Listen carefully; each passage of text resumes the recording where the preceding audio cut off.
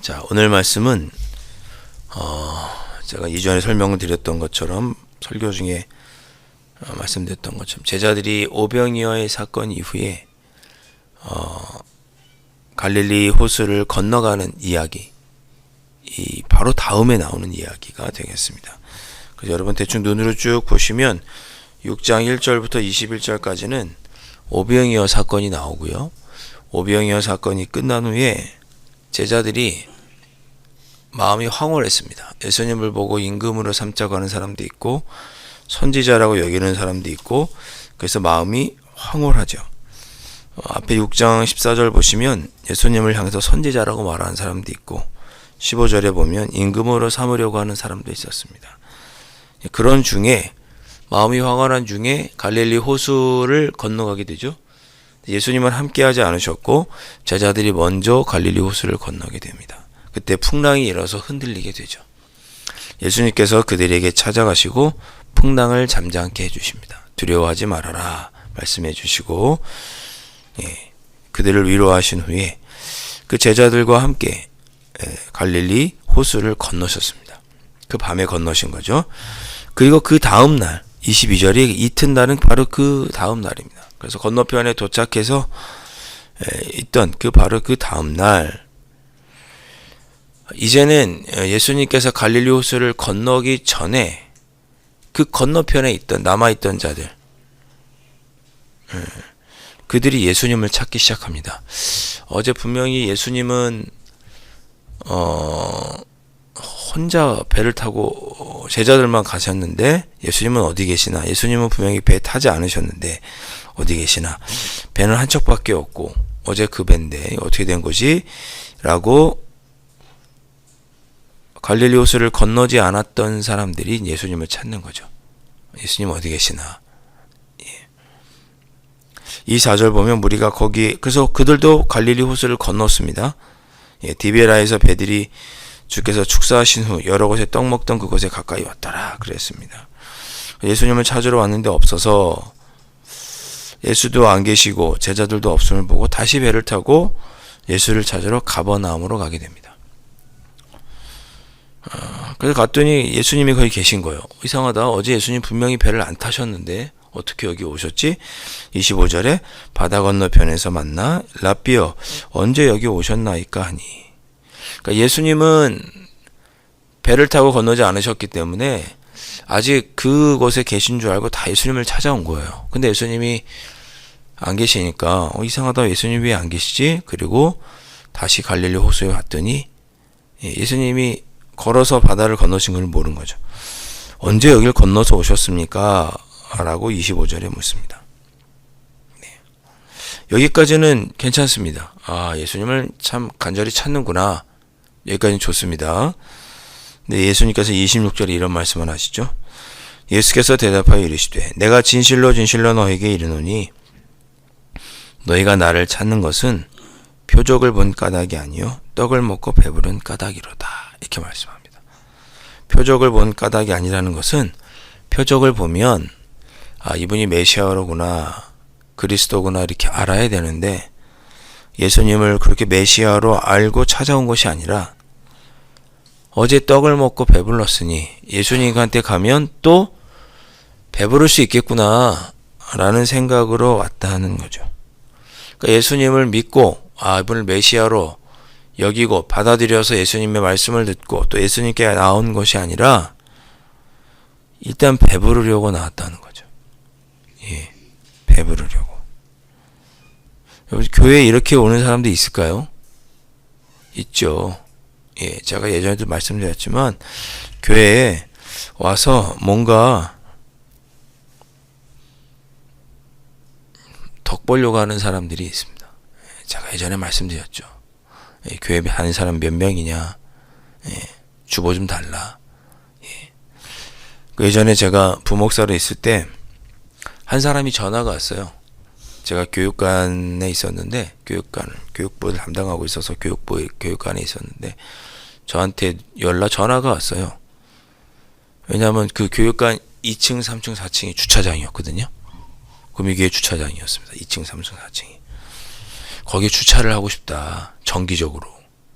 왜냐면 그 역 주변에 주차할 데가 없고 자기 차가 좀 좋은 차래요. 무슨 차인가요? 그랬더니 BMW를 해요. 거기 주차를 하고 싶대요. 어디 계시냐고 그랬더니 그 교회 근처에 은행이 있었는데 그 은행에서 근무하는 분이래요. 거기다 좀 주차를 하겠대요.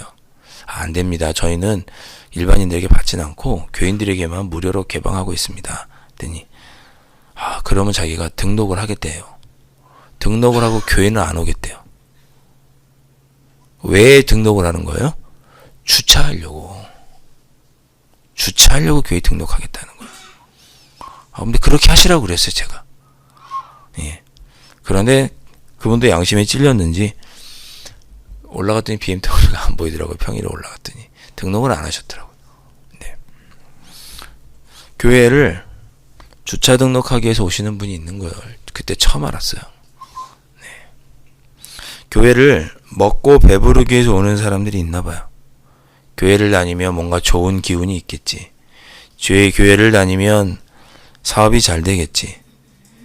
교회를 다니면 자녀들이 잘 되겠지. 잘 되죠. 잘 되는 것은 왜 잘 되는 거예요? 우리 하나님 아버지께서 돌보아 주시니까 잘 되는 거죠. 그러면 그 전에 하나님이 나의 아버지라고 고백하는 일이 있어야 하잖아요. 그거 없이 교회 와서 잘 되는 건 점집이죠. 예. 표적을 보고 이분이 하나님의 아들 메시아인 걸 알고 믿음으로 고백해서 예수님께 나온 것이 아니라 그저 먹고 배부르기 위해서 찾아온 사람들이 있었던 거죠. 예. 여러분, 우리가 그래서는 안 되겠지만 우리가 무심코 신앙생활 하는 중에 이런 때가 없는지 늘 돌아봐야 됩니다. 무심코 이런 때가 없는지. 근데 저희는 그럴 일은 없어요. 그럴 일은 없죠. 27절. 그래서 예수님께서 아주 대놓고 얘기하시죠. 썩을 양식을 위하여 일하지 말아라. 썩을 양식을 위해 일하지 말아라. 이 썩을 양식이 뭡니까? 먹고 마시는 눈에 보이는 떡, 예.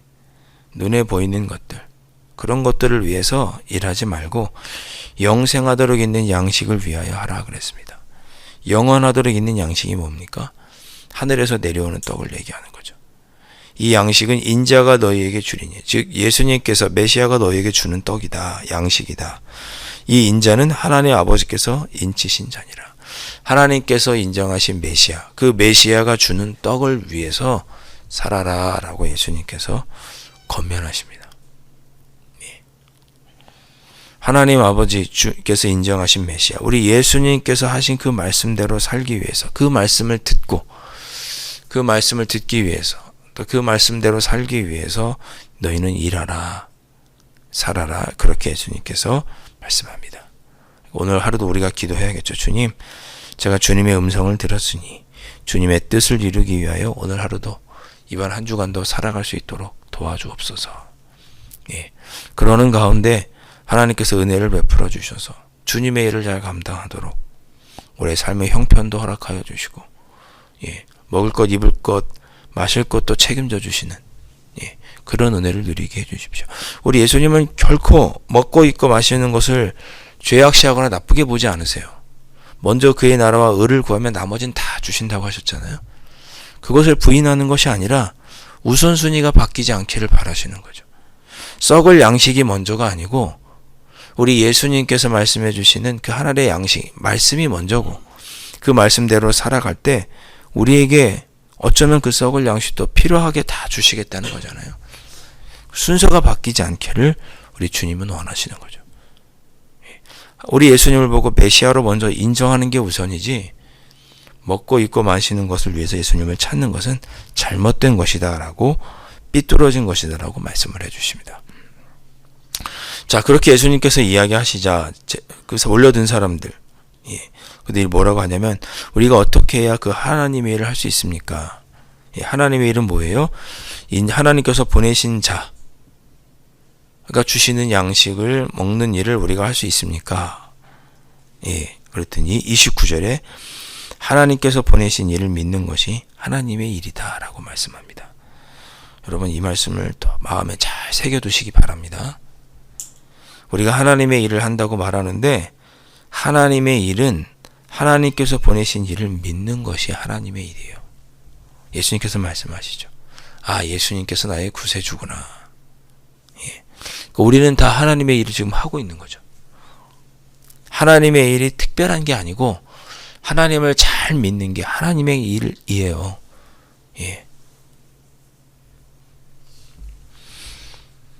여러분 이 말씀을 6장 29절의 말씀을 마음에 잘 새겨두시면 좋겠습니다. 예. 기본적으로 하나님께서 보내신 이 예수 그리스도를 믿는 것이 잘 믿는 것이 하나님의 일입니다. 이걸 잘 하나님의 보내신 그 메시아 예수님을 잘 믿지도 못하면서 그분의 음성을 잘 듣지도 못하고 그래서 그분이 원하시는 일을 하지도 못하면서 내가 하나님의 일을 하겠다고 말하는 것은 역시 그것도 삐뚤어진 거예요. 잘 모르고 오해하는 일입니다. 네. 그들이 이제 묻습니다. 그러면 그들이 묻되 그러면 우리가 보고 당신을 믿도록 행하시는 그 표적은 무엇입니까? 하시는 일은 무엇입니까? 예. 우리 조상들은 광야에서 만나를 먹고 하나님의 음성을 듣고 하나님의 은혜를 입었는데 그럼 그 표적이 무엇입니까? 라고 묻습니다. 그렇죠. 예수님께서 32절에 내 아버지께서 너에게 하늘로부터 참 떡을 주신다. 참 만나를 주신다. 예. 33절 그 떡, 그 말씀, 그 만나는 하늘에서 내려 세상에 생명을 주는 것이다. 라고 말씀합니다. 우리 구약 성경에서 떡은 하나님의 말씀을 상징합니다. 그러니까 33절에 하나님의 떡, 하나님의 말씀이 하늘에서 내려와서 세상에 생명을 주는데 예, 그것을 너희가 잘 듣고 믿으면 하나님의 일을 하는 것이다. 라고 말씀합니다.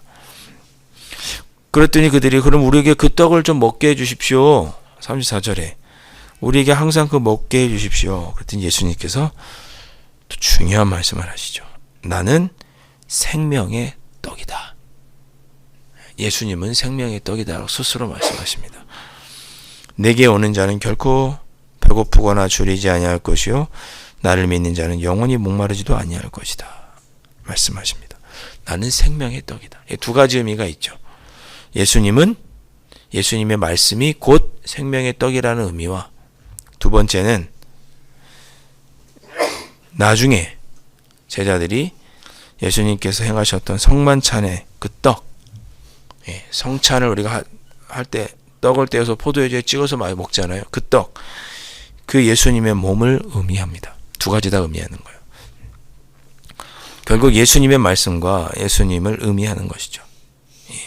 너희들이 나를 믿고 내가 하는 말씀을 들을 때 너희들이 영생할 것이다. 라고 말씀합니다. 내가 이런 이야기를 너희에게 여러 번 했는데 36절에 너희가 도무지 믿지 않는다. 37절 아버지께서 내게 주시는 자는 주신다는 뜻은 믿는다는 뜻이에요. 아버지께서 온 자를 믿는 자는 다 내게로 올 것이요 내게 오는 자는 결코 내쫓지 아니하리라. 무슨 말씀입니까? 쉽게 말하면 하나님께서 보내신 나를 믿는 자는 다 구원받는다 그런 뜻입니다. 39절 나를 보내신 이의 뜻을 내게 주신 자 중에 내가 하나도 잃어버리지 아니하고 마지막 날에 다시 살리는 이것이니라. 나에게 온 자, 하나님께서 보낸 메시아, 나를 믿고 구원받는 자는 마지막 날에 내가 다 살릴 것이다. 구원받은 자녀들은 다 그렇게 하겠다고 약속하시고 40절 내 아버지의 뜻은 아들을 보고 믿는 자마다 영생을 얻는 이것이니라. 하나님의 뜻, 하나님의 일은 예수님을 잘 믿는 일이고 하나님을 잘 믿는 일이고 그렇게 예수님을 통해 하나님을 잘 믿는 자에게는 영생을 주시겠다고 그것이 하나님의 뜻과 계획이라고 말씀합니다. 자, 오늘 하루 우리가 또 그렇게 기도하였으면 좋겠습니다. 한 주간 시작하면서 주님, 제가 먹고 입고 마시는 문제대로 살지 않고 하나님을 우리 주님을 잘 믿고 섬기는 자가 되게 해주십시오. 도와주십시오. 기도하시고 그 주님의 뒤를 잘 따르는 것은 다른 것이 아니고 주님의 말씀을 듣고 그 말씀대로 살아가는 것이 주님의 뒤를 잘 따르는 삶입니다. 그런 자에게 영생을 주시겠다고 약속하셨으니 이번 한 주간도 주님의 뜻을 잘 듣고 깨닫고 썩을 양식이 아닌 주님의 뜻을 이루기 위해 하나님을 잘 믿는 그런 한 주간을 살아갈 수 있도록 성령 하나님 도와주옵소서. 이 새벽에 그렇게 기도하실 수 있기를 주님의 이름으로 축복합니다. 기도하겠습니다. 하나님 아버지, 하나님을 잘 믿는 것이 하나님의 일을 행하는 것입니다. 하나님을 잘 믿는 것은 하나님께서 보내신 예수 그리스도를 믿고 그분의 말씀으로 살아가는 것이 하나님을 잘 믿는 일입니다. 저희들 이 일에 우선순위가 바뀌지 않도록 도와주옵소서. 한 주간도 살아갈 때 주님의 말씀을 듣고 주님의 말씀을 기뻐하고 그 말씀대로 살아가기 위해 힘쓸 때 저희에게 필요한 모든 것들로 채워주시고 간구하지 않은 것까지도 하나님 채워주셔서 아무런 걱정, 근심, 염려 없이 평안한 가운데 주님의 뜻만을 이루며 살아갈 수 있는 저희들이 될 수 있도록 축복하여 주옵소서. 예수님의 이름으로 간절히 기도하옵나이다. 아멘. 하늘에 계신 우리 아버지, 아버지의 이름을 거룩하게 하시며 아버지의 나라가 오게 하시며 아버지의 뜻이 하늘에서와 같이 땅에서도 이루어지게 하소서. 오늘 우리에게 일용할 양식을 주시고 우리가 우리에게 잘못한 사람을 용서하여 준 것 같이 우리 죄를 용서하여 주시고 우리를 시험에 빠지지 않게 하시고 악에서 구하소서. 나라와 권능과 영광이 영원히 아버지의 것입니다. 아멘.